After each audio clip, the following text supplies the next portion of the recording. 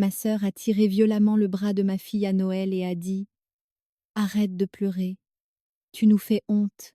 Toute la famille a regardé sans rien dire jusqu'à ce que mon mari frappe la table du poing et dise: Sors d'ici. Il a attrapé son sac à main et elle est partie pour de bon. Je m'appelle Avril et voici comment mon histoire commence. Tout a commencé par la chose la plus stupide, une décoration cassée, un petit ange en verre que ma fille avait fabriqué en seune avec des ailes en paillettes et un halo fait d'un trombone tordu. Il était accroché à notre arbre chaque année depuis lors, toujours près du sommet, toujours hors de portée. Mais cette année, nous n'étions pas chez nous.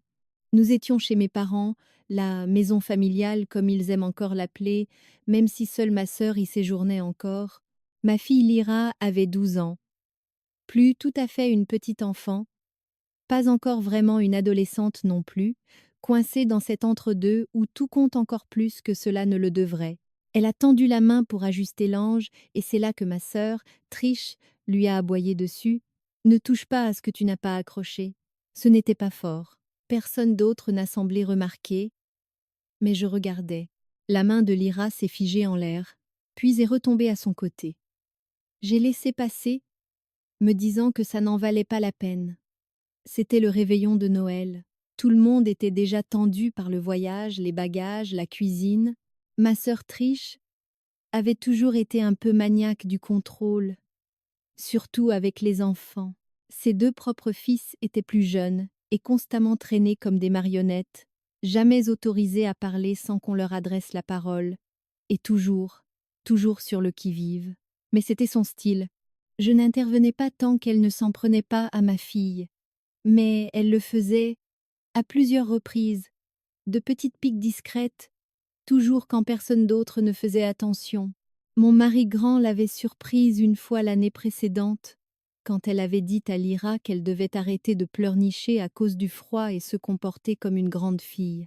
Lyra pleurait parce qu'elle s'était fait piquer par une abeille à la ferme des sapins de Noël. Il avait dit quelque chose à ce moment-là. Rien de dramatique, juste l'un de ces chuchotements calmes de gens mariés plus tard. Avril, elle fait souvent ça, hein? Elle le faisait, et j'avais laissé couler trop souvent.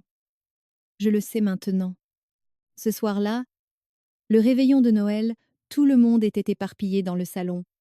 Mon père était déjà assommé dans son fauteuil inclinable, avec un match de football en fond sonore.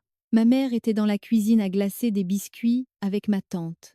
Grand aidait Lyra à monter une maison en pain d'épices sur la table basse, et Triche regardait depuis l'autre bout du canapé, observant et attendant, comme elle le faisait toujours, que quelque chose tourne mal pour pouvoir le corriger, le contrôler. Lorsqu'une gomme est tombée du côté de la maison en pain d'épices et a roulé vers le bord, Lyra s'est précipitée pour l'attraper et a heurté la table. Tout le toit a glissé. Ce n'était qu'un biscuit, mais elle avait l'air dévastée. Ses yeux se sont remplis d'eau immédiatement et sa bouche a eu ce tremblement où elle essaie de ne pas pleurer parce qu'elle n'est plus un bébé, même si quelqu'un continue de la traiter comme telle. Trish s'est levée d'un bond, a traversé la pièce. Tout le monde a supposé qu'elle allait aider. Moi aussi, mais elle a saisi le poignet de Lyra avec force et l'a mise debout d'un coup sec. Arrête de pleurer. Tu nous fais honte. La pièce est devenue silencieuse. Lyra a eu un hoquet de surprise et m'a regardée. Ses yeux étaient déjà rouges. Je me suis figée. Mon cerveau n'est pas allé assez vite pour traiter ce qui venait de se passer. Grand, lui, a réagi. Il s'est levé si vite que sa chaise a basculé, a marché droit vers la table à manger où nous avions dîné, et a frappé la table de sa paume assez fort pour faire teinter les verres. Sors d'ici. Pas de cri. Juste ces 3 mots. Comme un marteau de juge frappant un bureau, tout le monde s'est retourné. Ma mère a ouvert la bouche, mais n'a pas parlé. Mon oncle a posé son verre. Ma tante a regardé ma sœur droit dans les yeux. Triche, qu'est-ce qui ne va pas chez toi? A chuchoté ma tante. Triche est restée plantée là une seconde, puis a attrapé son sac à main et est sortie. Elle n'a pas dit au revoir, ne s'est pas excusée, ne m'a même pas regardée. La porte a claqué derrière elle et, juste comme ça, c'était fini. Sauf que, bien sûr, ça ne l'était pas, loin de là. Après son départ, l'ambiance n'est pas revenue à la normale. C'était impossible. On ne rouvre pas une blessure comme celle-là en espérant que tout le monde continue de glacer des biscuits. Lyra était toujours là, étourdie, les joues rouges et marbrées. Je me suis approchée et je l'ai prise dans mes bras, mais elle n'a pas pleuré. Pas à ce moment-là. Elle s'est juste agrippée à moi comme si elle attendait que quelqu'un essaie de l'arracher à nouveau. Ma mère s'est approchée, essayant de marmonner que Trish se sent parfois dépassée. Ma tante lui a lancé un regard si acéré qu'il aurait pu couper la maison en pain d'épices en deux. Dépassée. Tu plaisantes, Avril? C'était une agression, a-t-elle dit calmement. Elle n'a pas élevé la voix. Personne n'a la fait. C'était la partie étrange. Tout est resté calme, comme si nous avions tous peur de rendre l'air plus lourd qu'il ne l'était déjà. Mon oncle s'est levé et a annoncé qu'il partait, pas à cause de nous, mais parce qu'il ne supportait plus de voir la fille préférée agir de la sorte. Ses mots, pas les miens. Et puis il a ajouté qu'il était peu être temps que mes parents arrêtent de lui envoyer de l'argent chaque mois comme si elle était une étudiante et non une femme adulte avec 2 enfants dont elle s'occupait à Pine. Mon père s'est réveillé au milieu de cette phrase, a eu l'air confus, a bafouillé quelque chose à propos d'un Bourbon, et s'est rendormi aussitôt. Grand n'a pas dit grand-chose après cela. Il est resté près de Lyra, sa hande sur son épaule, les yeux fixés sur la porte d'entrée comme s'il s'attendait à ce que Trish revienne. Elle n'est pas revenue. Le reste de la soirée s'est traîné dans un silence inconfortable. Personne n'a chanté de cantique. Personne n'a posé de questions sur les cadeaux. Personne n'a mentionné la messe. Nous avons fini par partir tôt, avons fait nos valises et sommes partis avant l'aube le matin de Noël. Ma mère a essayé de nous convaincre de rester, disant que Trish ne reviendrait pas avant le nouvel an de toute façon. Je n'ai pas répondu. Grand a juste dit « c'est fini ». Et c'était tout. Le trajet de retour a été long et calme. Lyra a dormi la majeure partie du chemin, recroquevillée sur la banquette arrière avec son casque sur les oreilles. Je n'arrêtais pas de penser à toutes ces petites choses qui semblaient soudain plus graves chaque moment que j'avais balayé d'un revers de main, chaque fois que je m'étais dit qu'elle ne pensait pas à mal, chaque excuse que j'avais trouvée pour ma sœur simplement parce que c'était plus facile que de l'affronter. La vérité est que Trish avait toujours été comme ça, contrôlante, jalouse, méchante quand personne ne regardait, et nous l'avions tous laissé faire. Mais cette fois, elle avait franchi une ligne et il y aurait des conséquences. Nous ne savions pas encore jusqu'où cela irait. Nous ne savions pas ce que Lyra allait nous dire quelques soirs plus tard, ou comment cela allait tout changer. C'était le soir après notre retour. J'étais dans la buanderie en train de déballer les derniers vêtements, essayant de me débarrasser de cette affreuse odeur de lessive que ma mère utilisait pour tout. Grand était en bas en train de préparer du cacao comme Lyra l'aimait. Du vrai lait. Une pincée de cannelle.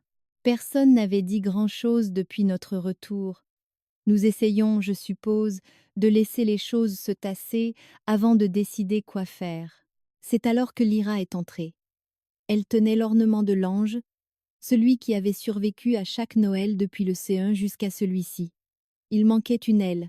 Je ne l'avais même pas remarqué jusqu'à ce qu'elle le lève et dise qu'il n'était pas tombé.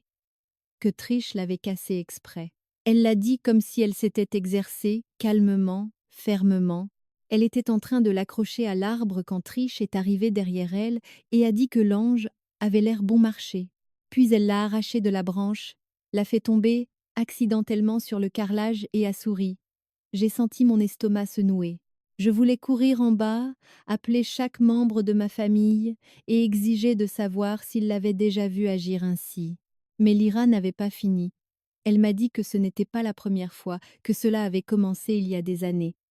Trish disait des choses quand je n'étais pas là, des choses méchantes, blessantes sur ses cheveux, son poids, sa voix. Une fois, quand elle avait 7 ans, elle a dit que Trish lui avait dit que si elle pleurait devant les gens, personne ne voudrait être son amie. Et puis, vint le pire. Elle m'a dit qu'elle avait essayé d'en parler une fois à ma mère, et que ma mère lui avait dit de ne pas faire de drame que Trish était juste stricte, qu'elle finirait par changer. Elle ne l'a jamais fait. Je me suis assise sur le sol de la buanderie. Lyra s'est assise à côté de moi, serrant toujours cet ange brisé, et je n'ai même pas essayé de me retenir. J'avais été tellement occupée à essayer de maintenir la paix que j'avais laissé ma sœur utiliser ma gamine comme un punching ball émotionnel. Je voulais jeter quelque chose ou hurler, ou les deux, mais j'ai vu le visage de Lyra. Elle semblait plus légère, comme si le fait de tout sortir lui permettait de respirer à nouveau. En bas, j'ai entendu Grand poser des tasses sur le comptoir. Je l'ai appelé. Lorsqu'elle lui a tout raconté, il n'a pas dit un mot. Il a juste hoché la tête, s'est dirigé vers le salon, a pris son téléphone et a ouvert notre application bancaire. Il a retiré ma sœur de notre compte familial partagé. Elle s'en servait pour des aides d'urgence depuis son divorce. Du moins, c'est ce qu'on nous disait. Il s'est avéré qu'elle commandait des vêtements de marque et des repas à emporter. Chaque fois qu'elle demandait, elle avait une nouvelle excuse, et j'avais toujours transféré l'argent sans poser de questions. C'était terminé. Nous n'avons pas prévenu mes parents. Pas encore. Nous devions décider de ce que nous étions prêts à dire. Mais nous avons pris une décision immédiate. Nous n'y retournerions pas pour le nouvel an. Nous en avions fini de prétendre que tout allait bien. Fini d'arrondir les angles pour le bien de la famille. Nous avions notre propre famille maintenant, et, pour la première fois depuis des années, nous allions agir en conséquence. 3 jours après Noël, ma mère s'est présentée à notre porte. Elle n'a pas appelé. Elle était là, dans son manteau, avec une boîte de ses carrés aux noix et à la cannelle et un sac de courses rempli de restes dans des Tupperware, comme si cela pouvait tout arranger. Je n'ai même pas pu placer un mot qu'elle se lançait déjà dans un monologue lent et teinté de culpabilité sur la façon dont les choses avaient dérapé et que nous avions être surréagis en partant si soudainement. Puis elle a dit quelque chose qui m'a glacé le sang. « Tu sais, Trish est désolée. Elle pleure depuis des jours. Elle ne voulait pas faire de mal à Lyra. Elle s'est juste sentie remplacée. » Remplacée, comme si le fait que ma fille existe dans la même pièce était une sorte de menace. Je lui ai demandé si elle croyait au moins que Trish avait tiré le bras de Lyra. Elle n'a pas répondu. Elle a juste dit « Nous devons tous apprendre à pardonner avant que l'année ne se termine. » Grand est entré à ce moment-là, a vu ma tête et a dit à ma mère que ce n'était pas le bon moment. Elle a hésité, puis a sorti une enveloppe pliée de sa poche et a dit « Trish voulait que je te donne ça, Avril. » Nous ne l'avons pas ouverte pendant qu'elle était là. Nous l'avons juste laissé finir ses explications bancales. Lui avons dit que nous étions occupés et avons fermé la porte. Après son départ, je me suis assise à la table de la cuisine et j'ai déplié la lettre. Je m'attendais à de fausses excuses. Ce que j'ai eu à la place était pire. C'était une liste décousue et passive-agressive de raisons pour lesquelles je l'avais toujours fait se sentir petite et expliquant que le fait d'élever un enfant sans jamais avoir de problème financier ne me rendait pas meilleure qu'une autre. Elle a écrit que Lyra était trop sensible et qu'elle aurait une vie difficile si je ne l'endurcissais pas. Et le coup de grâce, elle a terminé la lettre par « Si tu me coupes les vivres, tu prouves exactement quel genre de sœur tu as toujours été. Égoïste. » Grant a pris la lettre de mes mains, est sorti et l'a brûlée dans le barbecue. Nous avons passé la journée suivante dans une sorte de silence stupéfait. Pas un silence de colère, juste ce genre de calme qui vient après une grosse tempête, quand tout a déjà été renversé et que vous n'êtes pas sûr de ce qui reste debout. Mais quelque chose d'étrange s'est produit vers 23h, 2 nuits avant le Nouvel An. Nous avons reçu un SMS de ma tante. C'était une photo. Le salon de mes parents, vide, à l'exception de Trish assise seule sur le canapé avec un verre de vin, regardant une vieille vidéo de nous tous à un Noël d'il y a des années. Ma mère et mon père n'étaient nulle part en vue. Sous la photo, elle a écrit « Nous avons dit à vos parents qu'ils avaient un choix à faire. Ils ont enfin choisi leur camp. Il était temps. » Je suis restée pensive. Grant a ri une fois, juste un souffle, puis m'a regardée et a dit Tu penses qu'elle pleure encore, Avril? Le lendemain matin, j'ai vérifié notre compte familial. Mes parents avaient cessé de suivre le Venmo de Trish. Cela semble insignifiant, mais dans notre famille, c'était l'équivalent de l'exil. Puis ma tante a appelé et c'est là que tout a basculé. Elle a dit qu'elle et mon oncle avaient découvert quelque chose. En octobre, Trish avait utilisé les identifiants de ma mère pour transférer de l'argent d'un compte d'épargne joint. Pas seulement les quelques centaines de dollars habituels, mais plus de 4 000 $. Pourquoi? Une retraite spa d'un week-end pour décompresser avant les vacances. Elle avait envoyé des photos à une amie, la même amie, qui, apparemment, les avait envoyées par erreur à ma tante au lieu de Trish. Il n'avait pas encore prévenu ma mère, mais il comptait le faire. Grand m'a regardé après cet appel et a dit ce que nous pensions tous les deux. Ce n'est pas encore fini. Le réveillon du Nouvel An a commencé calmement. Trop calmement. Nous n'avions pas l'intention d'aller nulle part. Et, honnêtement, cela faisait du bien. Nous avons acheté tous les snacks préférés de Lyra, du cidre pétillant, du pop-corn au fromage, de la fondue au chocolat. Et nous avons installé le salon comme une petite salle de cinéma privée. Ce serait juste nous trois. Pas d'appel, pas de visiteurs, pas de drame familial. C'était le plan jusqu'à ce que la sonnette retentisse à 14h00. C'était mon père. Pas avec ma mère, pas avec des fleurs ou une boîte de biscuits, juste lui, debout sur notre porche, comme s'il n'était pas le même homme qui avait ronflé pendant tout le désastre, 6 jours plus tôt. Grant a ouvert la porte et n'a pas dit un mot. Il l'a juste tenue assez grande pour qu'il entre s'il l'osait. Il l'a fait. Il avait l'air plus vieux. Je ne l'avais pas remarqué avant. Être parce qu'il s'effaçait toujours pendant ces événements, évitant toujours de prendre parti. Mais ce jour-là, il n'était pas silencieux. Il s'est assis à notre table de cuisine et a dit sans préambule. Elle a pris plus que les économies. Elle a pris la carte de ta mère, a acheté un billet d'avion. Ma bouche est devenue sèche. Trish s'était enfuie. Elle était en Floride, chez une vieille amie d'université. Ma mère l'avait découvert 2 nuits plus tôt, quand la banque avait signalé son compte pour des transactions suspectes, un hôtel en bord de mer, des soins de spa, un service de chambre haut de gamme. Elle avait vidé 2 cartes en moins de 36 heures. Mon père avait l'air honteux. Il a dit que lui et ma mère se disputaient, pas à cause de l'argent, mais parce que ma mère refusait toujours d'appeler la police. Ce n'est pas une criminelle, insistait-elle. Mais ma tante avait d'autres plans.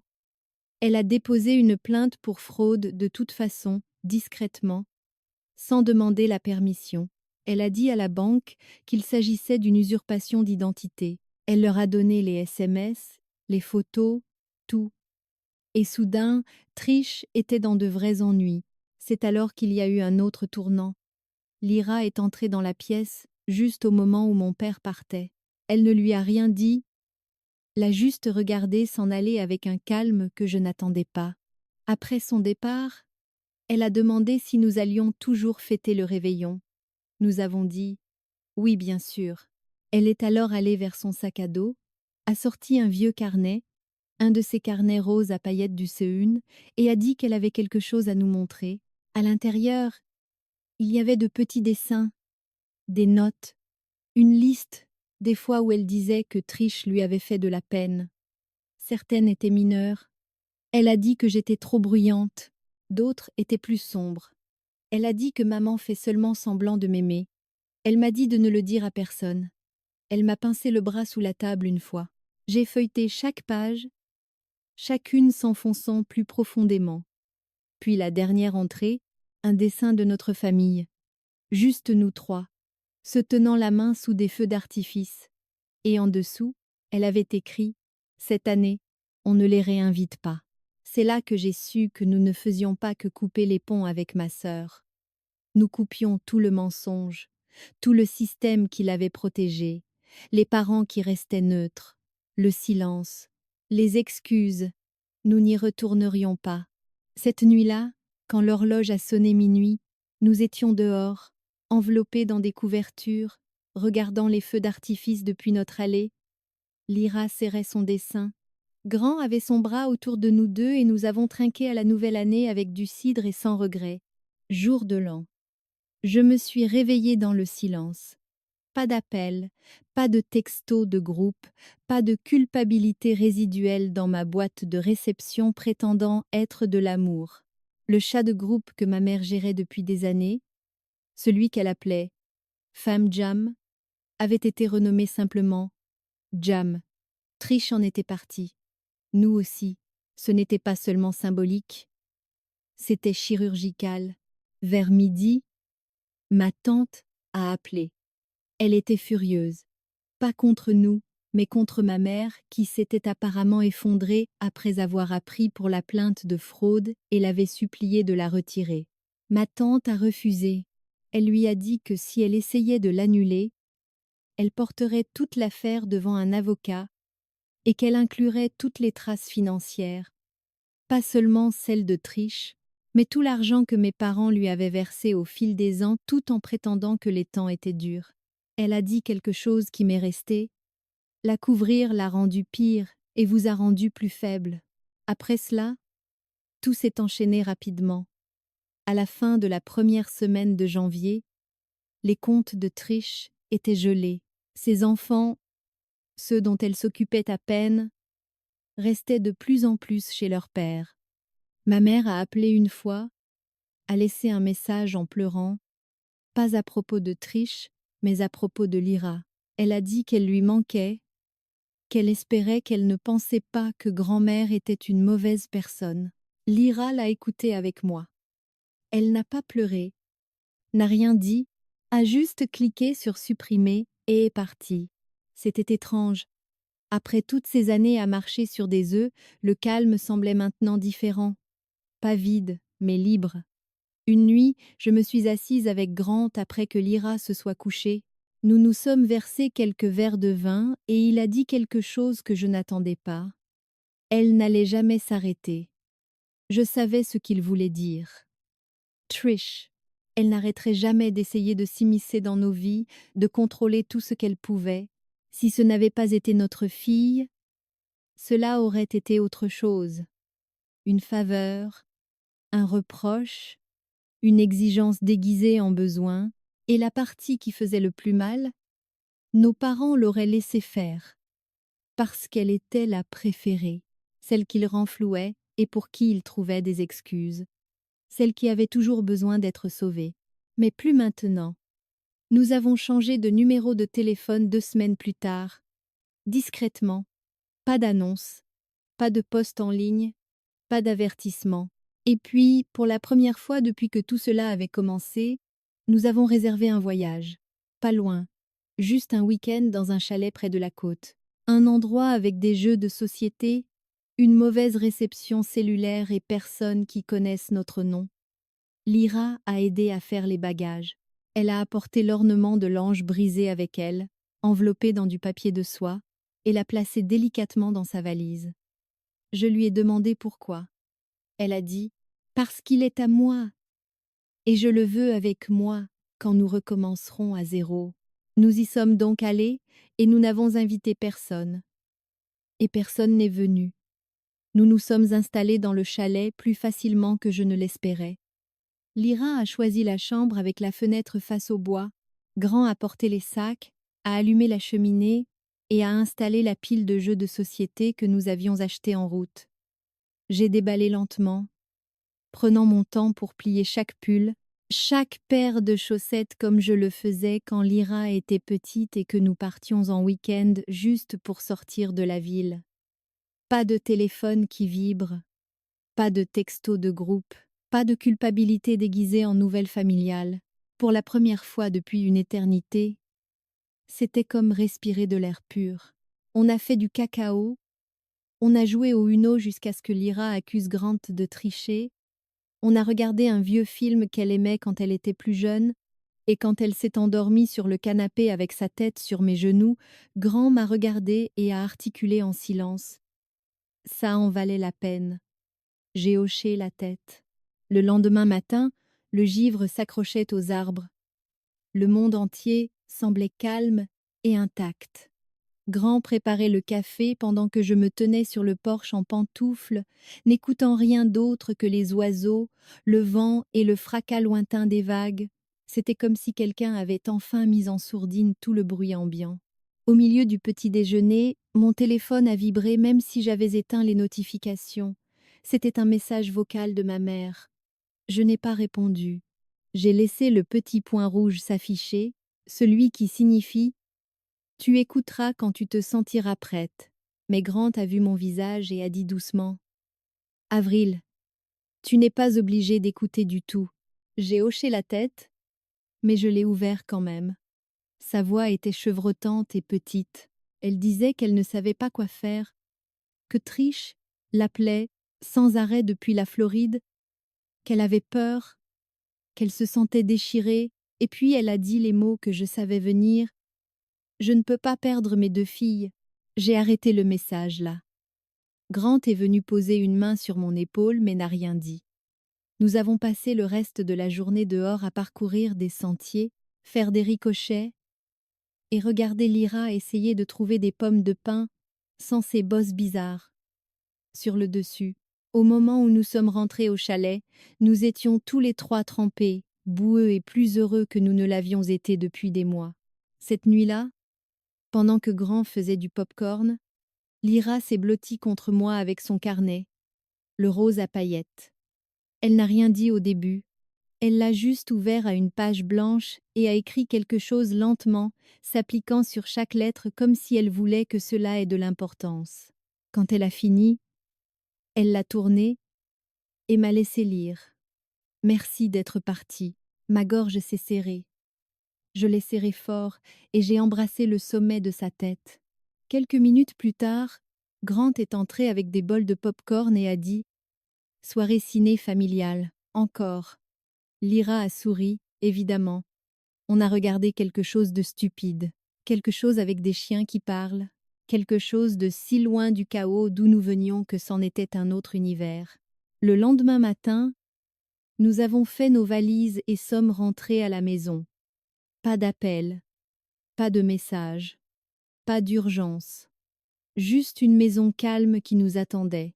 Pendant environ une semaine, les choses sont restées calmes. Trop calmes. Un jeudi après-midi, alors que je triais à nouveau le linge, c'est amusant comme l'histoire commence et finit avec la lessive, la sonnette a retenti. Quand j'ai ouvert la porte, ce n'étaient pas mes parents. Ce n'était pas ma tante. Ce n'était même pas Trish. C'était l'ex-mari de Trish. Il avait l'air fatigué, plus fatigué que d'habitude. Il tenait un dossier à la main et n'est pas entré avant que je ne m'écarte. « Avril » a-t-il dit doucement. « Tu dois voir ça. » À l'intérieur du dossier, il y avait des rapports scolaires, des courriels d'enseignants, des notes du conseiller d'orientation des garçons. Tous décrivaient des problèmes de comportement, de l'anxiété, des difficultés de concentration, des maux d'estomac avant l'école, des choses que je n'avais jamais sues, des choses que personne ne m'avait jamais dites. Il a dit que les garçons avaient ces problèmes depuis des années, mais qu'il pensait que c'était juste le divorce. Il n'avait eu une vue d'ensemble que récemment, après que l'aîné se soit enfin confié. Il a dit qu'ils avaient peur de leur mère. Il a dit que Trish avait été plus dure avec eux que quiconque ne le réalisait. Il a dit qu'il ne voulait pas retourner chez elle, qu'il pleurait les jours où il le devait. Ma poitrine s'est serrée. Il me regardait avec la même expression que j'avais vue sur le visage de Grant le soir où il avait frappé la table. Colère, incrédulité et chagrin tout emmêlés. Et puis il a dit « J'aurais dû dire quelque chose plus tôt. Je pensais aider en ne faisant pas de vagues. » J'ai fermé les yeux. Cette phrase m'a frappée comme un bleu, parce que je m'étais dit exactement la même chose pendant des années. Il m'a laissé le dossier. Il a dit qu'il rencontrait un avocat, qu'il essayait de modifier la garde, qu'il ne savait pas ce qui se passerait ensuite. Après son départ, je me suis assise à la table de la salle à manger et j'ai lu chaque page, chaque note, chaque petit appel à l'aide que je n'avais jamais entendu. Au moment où Grant est rentré, mes mains tremblaient et a vu le dossier et a demandé « C'est à propos de Trish ?» J'ai hoché la tête. Il s'est assis à côté de moi et a posé sa main sur la mienne. Avril, ce n'était pas ta faute. Nous sommes restés assis là, ensemble, jusqu'à ce que Lyra rentre de l'école, jetant son sac à dos et demandant si nous pouvions faire des spaghettis pour le dîner. La vie continuait d'avancer, même quand le passé griffait à la porte. Le lendemain, ma tante a appelé pour donner des nouvelles. Trish avait essayé de rentrer. Elle avait atterri à l'aéroport, avait trouvé ses comptes bancaires gelés, avait essayé d'appeler mes parents et n'avait obtenu aucune réponse. Elle a fini par loger chez une amie parce qu'elle n'avait nulle part où aller. Ma tante a dit: ta mère commence enfin à la voir clairement. C'est dur pour elle, mais ça arrive. Je n'ai rien dit. Je ne faisais pas confiance à ce sentiment. Je ressentais un mélange de soulagement, de tristesse et quelque chose comme une libération. Une semaine plus tard, ma mère s'est présentée à notre porte. Elle avait l'air épuisée, plus vieille, comme si elle avait porté un poids pendant des décennies et réalisait enfin qu'il n'était pas à elle de le porter. Elle n'a pas apporté de biscuits, elle n'a pas apporté d'excuses, elle a apporté un pardon. Avril, a-t-elle dit, la voix tremblante, j'aurais dû écouter, j'aurais dû protéger ma petite fille, j'aurais dû te protéger. Je ne savais pas quoi dire. Certaines blessures ne se referment pas avec des mots. Mais Lyra s'est avancée et l'a serrée dans ses bras. Ma mère a pleuré si fort qu'elle a dû s'asseoir. Cette nuit-là, après que tout le monde soit allé se coucher, je me suis approchée de notre arbre. Nous ne l'avions toujours pas défait. Les lumières étaient douces et chaudes dans le salon sombre. Et là, accroché légèrement de travers, se trouvait l'ornement de l'ange, une aile manquante, toujours à nous, toujours là, survivant toujours, tout comme nous.